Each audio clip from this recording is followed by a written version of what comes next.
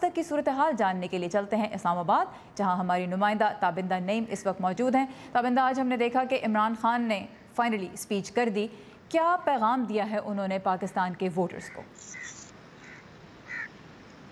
بنیادی طور پر سارا انہوں نے ان تمام زخموں کو بھرنے کی کوشش کی ہے جو ان کی انتخابی مہم کے ذریعے شاید لوگوں کے دلوں پر لگے۔ ان میں ان کی پارٹی کے مخالفین، ان کے حامی اور ان کے مخالفین شامل تھے۔ انہوں نے شکریہ ادا کیا پاکستانی عوام کا، جنہوں نے ووٹ کی طاقت سے انہیں کامیاب کیا ہے اور وہ کامیابی کی راہ پر ہیں، مستقبل کے وزیر اعظم بن سکتے ہیں، یہ امیدیں نظر آ رہی ہیں۔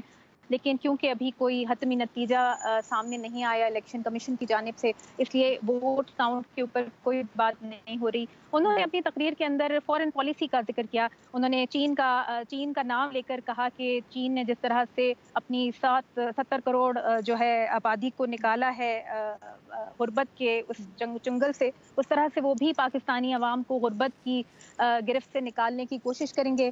انہوں نے شکریہ ادا کیا پاکستانی عوام کا، جنہوں نے ان کو یہ موقع دیا ہے کہ وہ اپنے ویژن کو امپلیمنٹ کر سکیں جو انہوں نے اس پارٹی کو، تحریک انصاف کو بناتے وقت ان کے ذہن میں تھا۔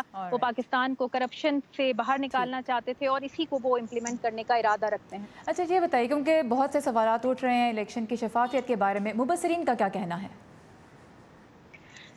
سارا مبصرین کے جو انڈیپینڈنٹ آبزرور گروپس ہیں وہ اپنے نتائج مرتب کر رہے ہیں، وہ دیکھ رہے ہیں جو شکایات آ رہی ہیں۔ اس وقت تقریباً تمام جو پولیٹیکل پارٹیز ہیں ان کی طرف سے کوئی نہ کوئی احتجاجی بیان سامنے آ چکا ہے۔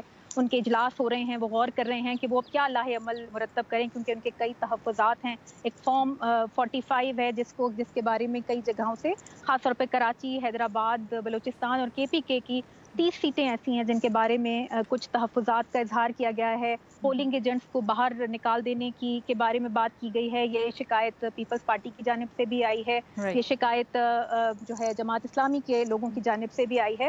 انڈیپینڈنٹ آبزرور گروپس جو ہیں وہ اپنا جو لاہ عمل بنا رہے ہیں، جو جمع کر رہے ہیں شکایات، اس کے بارے میں وہ کل جو ہے وہ اپنے نتائج پریس کے سامنے رکھیں گے۔